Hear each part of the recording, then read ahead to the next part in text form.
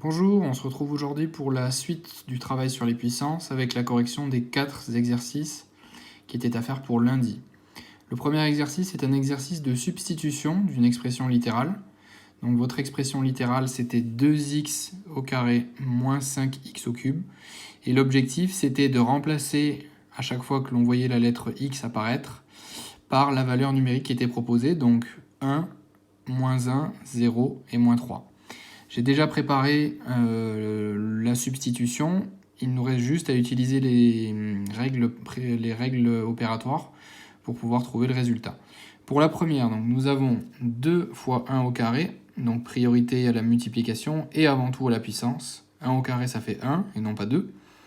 2 fois 1, ça fait 2. Moins le résultat de 5 fois 1 au cube. 1 au cube, c'est 1 fois 1 fois 1.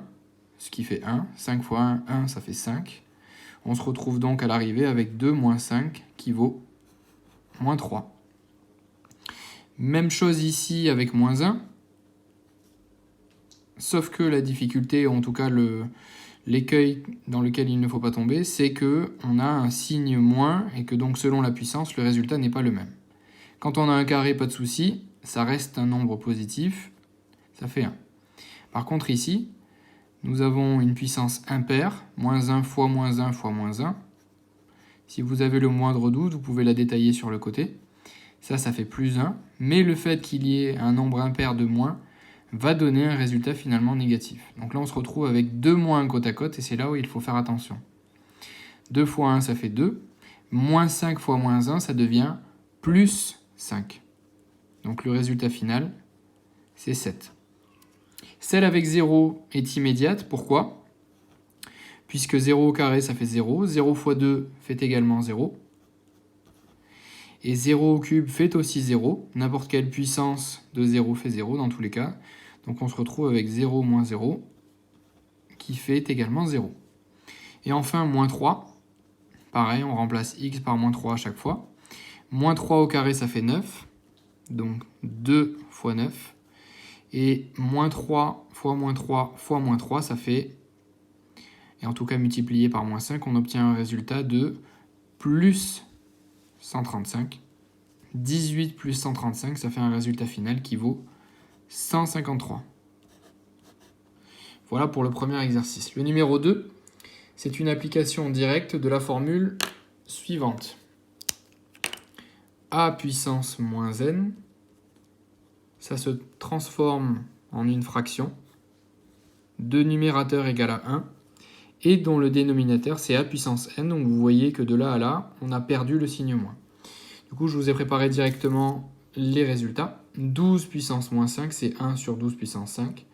8 moins 6, 5 puissance moins 4, moins 2 à la puissance moins 3.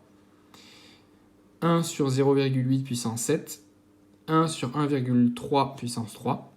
Et pour la deuxième partie, 1 sur 2 puissance 4, 1 sur 10 puissance 3, 1 sur moins 3 à la puissance 3, 1 sur moins 4 puissance 3, 1 sur 5 au carré, 1 sur 0,1 au carré, 1 sur moins 11 au carré et 1 sur 16 au carré, et sur 16 puissance 1.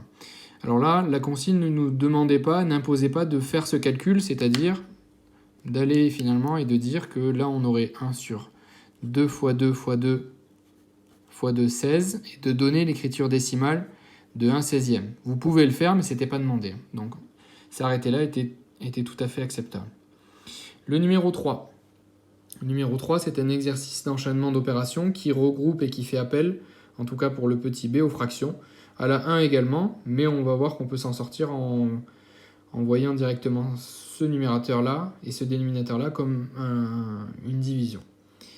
Alors, la priorité opératoire est donnée, toujours pareil, à l'opération qu'il y a dans la parenthèse. Donc 2 moins 5, ça nous fait un résultat de moins 3 puissance 5.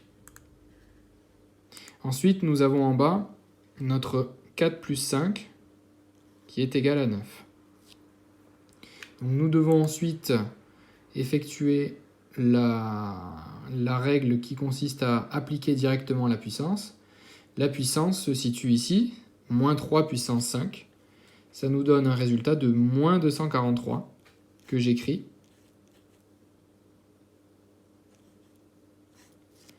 Et en bas, j'ai toujours 9.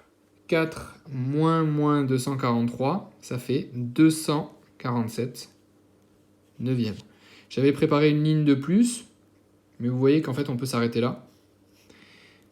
Cette fraction n'est plus simplifiable. Donner une écriture décimale ne nous serait pas utile.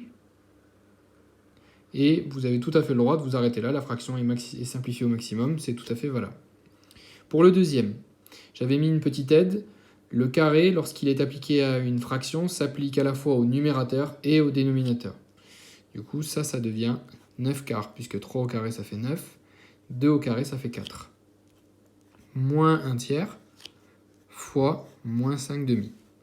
On se retrouve avec une deuxième priorité opératoire. La voici. Une multiplication qui s'applique bien évidemment aux fractions. Ça nous donne donc multiplication des numérateurs entre eux et des dénominateurs entre eux. Moins 1 fois moins 5, ça devient plus 5. Et 3 fois 2, ça fait 6. Là, on se retrouve avec les règles habituelles. Somme de deux fractions dont les dénominateurs sont différents. Je dois donc trouver le dénominateur commun. Il se trouve que c'est 24. Pour aller à 24, je multiplie par 6 ma fraction de gauche et par 4 ma fraction de droite. Je me retrouve donc avec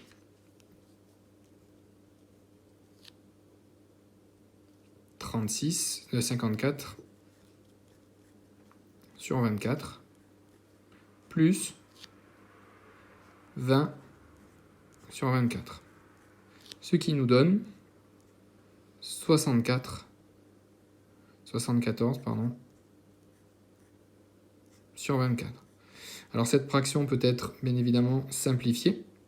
Les deux nombres étant pairs, nous pouvons diviser par 2 en haut et en bas. Nous obtenons finalement 37 douzièmes, qui est mon résultat le plus simplifié. Je ne peux pas aller plus loin.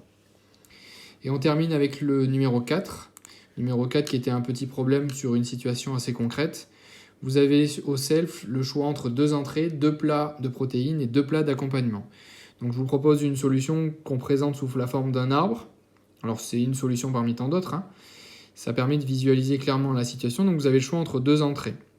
Et une fois que vous avez choisi votre entrée, vous avez le choix entre 2 plats de protéines. Donc abréviation avec un petit p.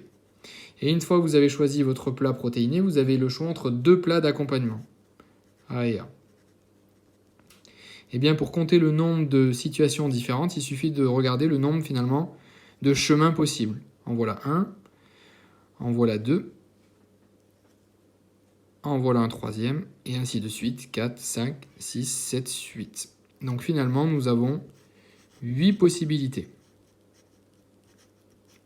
On aurait très bien pu l'écrire directement sous la forme d'un calcul, qui est 2 fois 2 fois 2. Alors vous allez me dire quel est le lien avec les puissances. On est tout simplement sur des puissances de 2. Donc on est sur 2 puissance 3, qui vaut 8. Voilà. Et pour le petit b, s'il y avait eu 5 choix possibles pour chaque plat, alors je ne vais pas reproduire l'arbre parce qu'il partirait très très vite n'importe où sur la feuille, mais le calcul, alors le nombre d'entrées ne change pas, il y en a 2. S'il y a 5 choix de plats, vous reprenez le modèle qui est là, au lieu d'en avoir 2, vous en avez 5 pour les protéines, et pareil pour les accompagnements. Donc 2 fois 5 fois 5 qui fait un résultat de 50 combinaisons différentes. Voilà pour cette deuxième partie sur les puissances. Je vous retrouve jeudi pour la troisième et dernière partie. Je vous informe également que je vais déposer une vidéo sur un petit tutoriel Scratch, donc c'est pas du tout obligatoire.